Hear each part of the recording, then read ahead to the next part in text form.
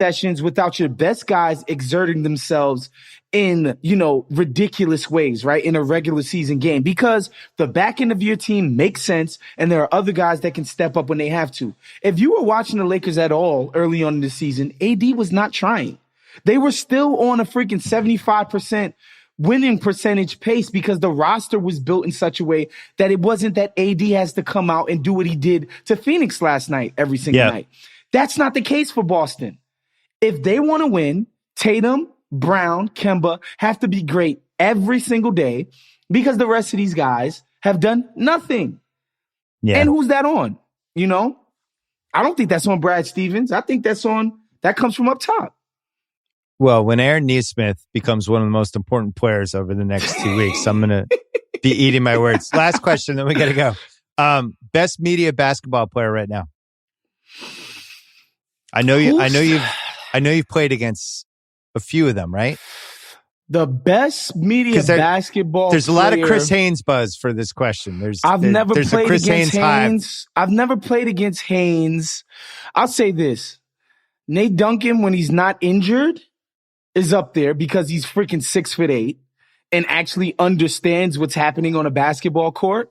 So he's huge. Give me the size of Nate Duncan. He's official. And people are going to say I'm a homer for this, but my buddy Zach Harper still has range out to 30 feet. He will give you buckets on a basketball court. So I'm going to go with Nate Duncan for size and Zach Harper because he still has the stretchability. He's still pulling up on fools. Interesting. So this is now Chris Haynes. I've never seen Chris Haynes play. It felt like a dismissal of Chris Haynes. No. From what I understand, Chris Haynes was either D1 or D2. So if you play D1 or D2, you're a serious basketball player. So that's no disrespect to him. Okay. I heard Beckley Mason, even though he's not media no more, Beckley used to get busy in basketball. But yeah, I heard about Haynes. I don't want no smoke. Because I know what's going to happen. I know what you're trying to do right now, Phil. I don't want any smoke with Chris Haynes. Kind of took some shots at him there.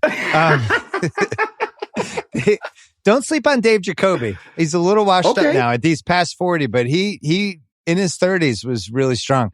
I think there should be a Big Three media league, and it should just be solved during one summer where it's just like a 4-day elimination tournament. Everybody gets their 3-on-3. And we just go and we find out once and for all. It'd be compelling television. So last thing on this, in like 2016, damn, I was still under 30 back then. At the Sloan conference, what was it? Attack Athletics? I forget the name of the company. They held the media game where they put a bunch of like wearable technology on you. Yeah. Whatever during the game. And you'll be shocked to learn this, Bill. But after the competition, I was deemed most athletic. Wow. Look at you. Unbelievable. That happened. So, yeah, I'm patting myself on the chest. I don't think that I could earn that award at 34. But, yeah, back in 2016, I still had some oomph to me. All right. Well, we love having you at the Ringer. We could be using you in all kinds of ways. Podcasts, some locker room stuff, and you're going to be ready for the website a little bit. Of course. And it's great to have you finally. Good to see you. Hey, Bill, it's an honor, man. I've been on you since page 2.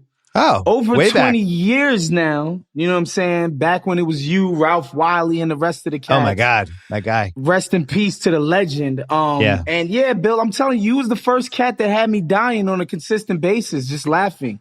Right? Like Appreciate you were it. Covering sports in a way that wasn't like, do we have to treat this like the Pentagon Papers? It's freaking sports. And, like that shit just resonated with me. And obviously you've achieved so much success every single step of the way. But I think why? Obviously you're smart and you're funny and all that other shit. But like, it's your passion, bro. It's the passion. That's what's resonating with the people. You love this shit for real. And I think people connect with that, man. I appreciate it.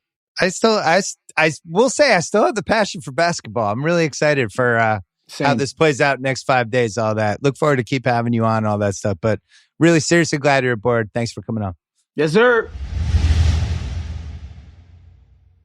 This episode of the Bill Simmons Podcast is presented by QuickBooks. small business owners go all in on their passion. If you spend your 9 to 5 searching for the perfect 2x4, maybe it's because you want to build the best construction company ever.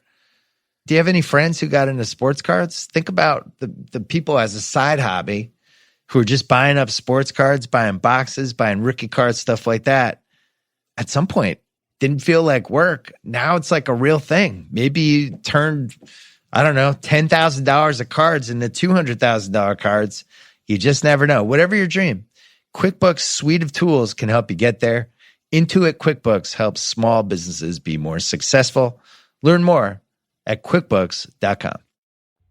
All right. Derek Thompson is here from The Atlantic. He was on here a couple months ago, and now he's back. We are now reached the cycle of the pandemic where a lot of people are vaccinated, and a fair share of people just do not want to get vaccinated. And things basically peaked from a vaccine standpoint, basically end of March, heading into April. And now we have stalled and the numbers are going down. You've been covering this on The Atlantic. What do we need to know? Where are we right now? It's as we head into the hotter months here, we head into mid-May. How does this play out? What happens? Well, first, the good news. The good news is we're vaccinating millions of people a day, tens of millions of people a month. We're making a lot of progress. COVID cases are declining. COVID deaths are declining. You're seeing outdoor mask mandates being brought down. Life is getting back to normal.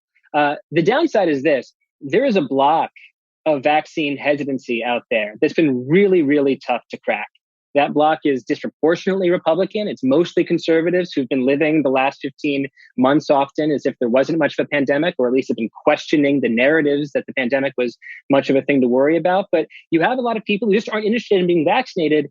And that's an issue not just because they could get sick and they could have serious health implications, but we live with each other in this chain of transmission. And if a handful of people don't want to get this shot, they don't want to get inoculated, there's always a risk that they could burble up a variant in those communities that could endanger the rest of us, or they could get vulnerable or older, immunocompromised people sick. So it's really important, not just as a matter of individual health, but as a matter of social health, public health, that we get as many people vaccinated, and we're just running up against that block right now. But it's not just a political thing, right? It also, we're talking about different ethnic groups and different classes, and there's a lot more going on. And there seems like, at least in some circles, a real distrust of, well, wait a second, in the past, it would take 5 years to approve a vaccine. It would take 10 years. It would take 15 years. These vaccines got approved in 4 or 5 months. People go online, they Google this stuff, they go on the wrong conspiracy board, they become convinced Bill Gates is putting chips in their arms. And how do you combat that with the amount of disinformation that's out there to tell people? And also, is there any truth in any of those conspiracy theories at all? I think the first thing to say is that vaccine hesitancy isn't one thing. It's not one ideology. It's a name that we give to a host of ideologies, to a host of reasons to delay or wait on this vaccine that differs depending on ethnicity or political ideology. So you have, Black Americans, Hispanic Americans, Native Americans in this country that don't want the vaccine because they don't trust public health authorities. They look back into American history and even at recent American history and say, I don't trust what the government is selling right now. I'm going to wait and see how this shot works before I actually get the arm goo in my deltoid. Right. For those people.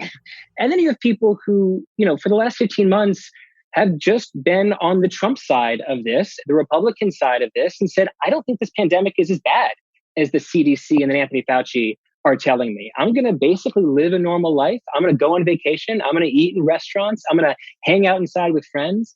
And as a result, they're making this calculation wait, if I've basically survived the last 15 months, why do I need a pharmaceutical intervention to get me back to the normal life that I never stopped living in the first place? So the cost benefit analysis for this group is really different than it is for someone like me who stayed inside, canceled my wedding, canceled my honeymoon, totally upturned my life in order to not get this virus and pass it along to someone who's more vulnerable. So I think it's really important to start by just talking to people who are vaccine hesitant. And that's one of the things that I did really recently. I posted on Twitter. I said, look, I don't want to write a takedown.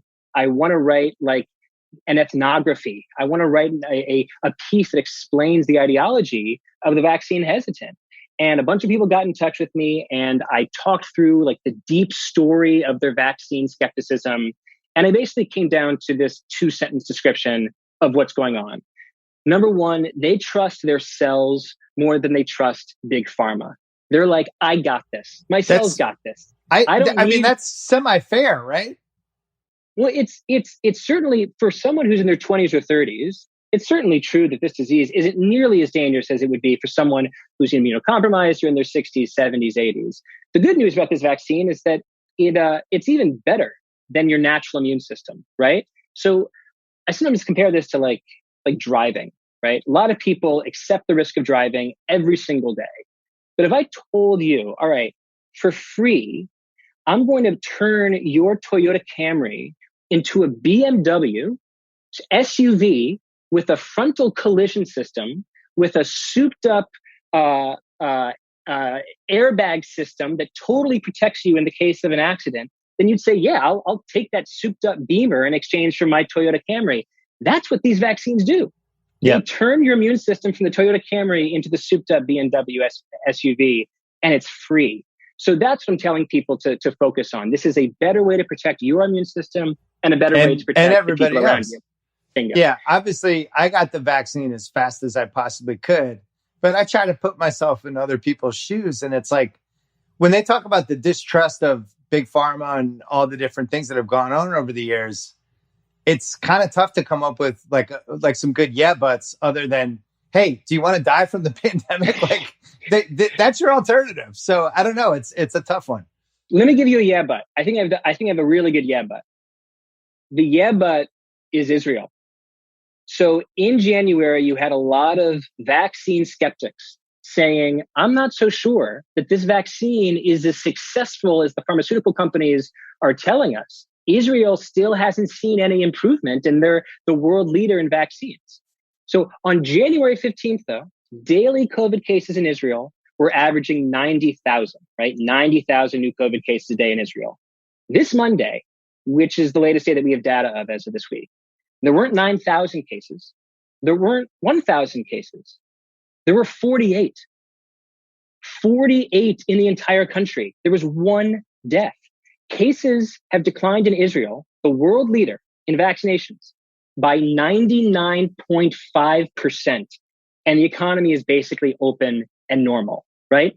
That is the outcome that we want. That is the magic of the vaccines. They turn this pandemic from a terrible thing that is shutting down the world that we know and love, and they turn it into something that is killing one person in Israel every single day. That's it. So I think that's the outcome that we're rooting for. It's the outcome that we have seen exists in the world if we take the vaccines. It's not just big pharma that's giving us these Israel numbers. It's Israel. The numbers are real. The vaccines really, really work, and they are our best path to opening up the economy and getting back to a normal life. Well, speaking of normal life, so we're taping this on a Tuesday. Yesterday, I went and did a rewatchables in our studio at the Ringer, which I hadn't been in 14 months, with Chris and Sean, who were both also vaccinated, and our producer Craig, who was also vaccinated, and Corey, who was in the video, he was also vaccinated. So it was great, and it felt so normal and so good to be back and not on a Zoom and just chopping it up and talking about a movie we loved and no mask, the whole thing. And then we got dinner after, and it honestly feels like a weight being lifted as you start going back to some of the, whether it's like going to my daughter's soccer game or my son's basketball game, or just being able to do work in a way that's not, from a technology standpoint. So to me, that's the best case, is not having this constant fear of, I hope this isn't a day like I inhale somebody's cough and didn't realize it, or, right. Just shutting that down. On the other hand, like the disinformation thing is such a big piece of this. And as always with this stuff, there's been more disinformation than ever. What's the most alarming thing you've seen as you've researched this, from that, something that seems like something people are absolutely believing? Yeah, I'd say some of the worst that I've seen, there's this guy, Alex Berenson. I don't know if you've confronted his work online. He's a huge COVID skeptic who puts out a lot of BS on Twitter.